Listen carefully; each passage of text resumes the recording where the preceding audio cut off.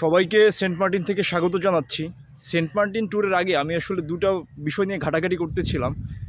একটা হলো যে এখানে আসার আগে অনলাইনে কোনো রেজিস্ট্রেশন করতে হয় কি না বা কোনো পাসের ব্যবস্থা করতে হয় কি না এটা নিয়ে, এবং দ্বিতীয়ত হচ্ছে যেখানে ট্যুরের বাজেটটা কত রাখা যায়, এই দুটো বিষয়।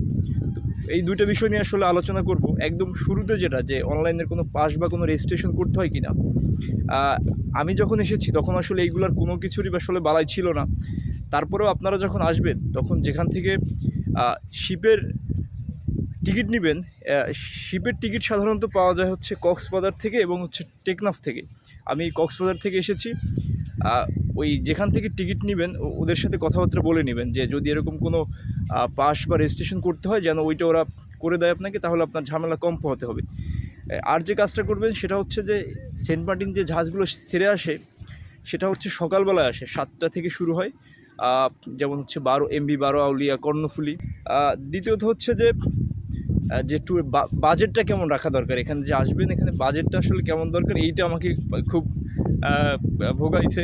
যাই হোক, এখন বাজেটটা যেটা রাখবেন সেটা হচ্ছে যে আমি মানে আসা আসা যাওয়ার কস্ট টোটালটা মিলেটা আসলে বলবো।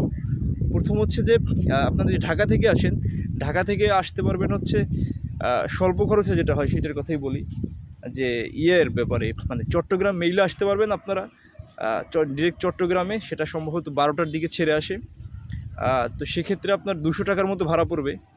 এরপরে চট্টগ্রাম থেকে আপনারা ডিরেক্ট বাসে করে হচ্ছে কক্সবাজারে যে ভাড়া সেটা হচ্ছে 300 টাকার মতো নিবে। এবং তারপরে যেটা সেটা হচ্ছে যে ওখান থেকে আপনারা শিপের টিকিট নেবেন। আর শিপের টিকিট অ্যারাউন্ড হচ্ছে 1000 বা 1200 এরকম পড়তে পারে আর কি। সেক্ষেত্রে আপনার সেন্ট মার্টিন ঢোকার আগ পর্যন্ত খরচ পড়বে হচ্ছে প্রায় 1500-র মতো। এরপরে আপনার হোটেলের কস্টটা কেমন পড়বে সেটা হচ্ছে ডিপেন্ড করতেছে আপনি কোন সিজনে আসতেছেন। সেটা যদি একদম ভরা সিজন হয় সেক্ষেত্রে হোটেলের কস্টটা একটু বেশি পড়ে, এবং যদি একটু ডাল সিজনে সেক্ষেত্রে একটু কম পড়বে।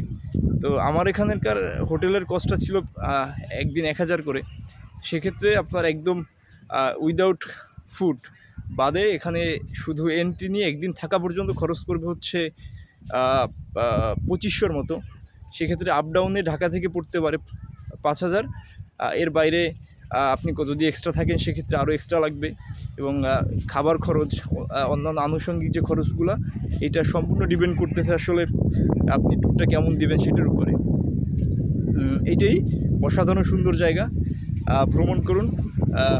আল্লাহ হাফেজ।